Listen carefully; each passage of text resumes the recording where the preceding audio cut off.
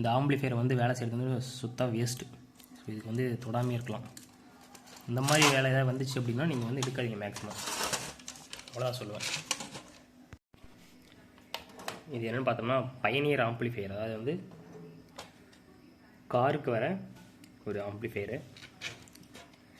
இது கஸ்டமர் என்ன சொன்னாங்கன்னா, என்ன ப்ராப்ளம்னே தெரில, கழட்டி வச்ச ரொம்ப நாள் ஆச்சு, ஆனால் நான் கழட்டும் போது ஆன் ஆகலை அந்த மாதிரி சொல்லியிருந்தாங்க. இப்போ வாங்க பிரித்து என்ன ப்ராப்ளம்னு சொல்லிட்டு பார்க்கலாம். பார்த்தீங்கன்னா அந்த கேபினட் கழட்டியாச்சு, பின்பக்கம் கழட்டி இழுத்தோடனே தானே அப்படி தனியாக வந்துருச்சு. ஸோ இதில் வந்து நிறைய குப்பெல்லாம் இருக்குது. இந்த ஆம்பிளிஃபையர் பார்த்தோம்னா 12 வோல்ட்டில் வேலை செய்ய மாதிரி போட்டுருக்காங்க, சரிங்களா?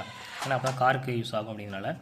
இது எல்லாமே பார்த்திங்கன்னா சர்க்யூட்லாம் ரொம்ப சின்னதாக, அதாவது வந்து இந்த ஐசி தவிர இது எந்த பின்னும் பார்த்திங்கன்னா எல்லா பின்னுமே ரொம்ப சின்னதாகவே இருக்கும் பாருங்கள். ஸோ இதில் ஏதாச்சும் ப்ராப்ளம் அப்படின்னா நம்ம வந்து அவ்வளோ சீக்கிரம் ரெக்டிஃபை பண்ண முடியாது. ஒருவேளை கெப்பாசிட்டி போயிருந்துச்சு, ஐசி போயிருந்துச்சு அப்படின்னா பண்ணிடலாம் ஈஸியாக. இல்லை அப்படின்னா ரொம்ப சிரமமாக இருக்கும். இந்த ஐசிலாம் கூட கிடைக்கும், மற்ற இந்த எஸ்எம்டி சின்ன காம்பனன்ட்ஸ்லாம் வந்து ரொம்ப சிரமம்தான். இப்போ சப்ளை கொடுத்து பார்க்கலாம் ஒர்க் ஆகுதா இல்லையான்ட்டு.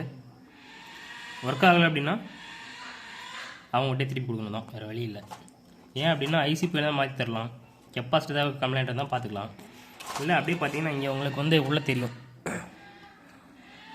எல்லாமே பார்த்தீங்கன்னா உங்களுக்கு ஸ்ட்ரிப்பில் தான் போகுது. இந்த ஸ்ட்ரிப்பில் போகும்போது இந்த ஸ்ட்ரிப்பு கம்ப்ளைண்ட் ஆகிடுச்சுன்னா ஸ்ட்ரிப்பு மாற்றலாம், மற்றபடி இது பெருசாக இதில் எதுவுமே வேலை செய்ய முடியாது. பார்த்தீங்கன்னா உங்களுக்கு தெரியும். ஓகே, சப்ளை கொடுத்து பார்த்துருவோம் என்ன தான் நடக்குன்னு. இதில் பார்த்தோம்னா கிரவுண்டு பாடியில் கொடுத்துட்டேன், சப்ளை இன்புட் இடத்துல கொடுத்தாச்சு. இப்போ டிரான்ஸ்ஃபார்மருக்கு சப்ளை கொடுத்து ஆன் பண்ணி பார்த்துருவோம், சரிங்களா?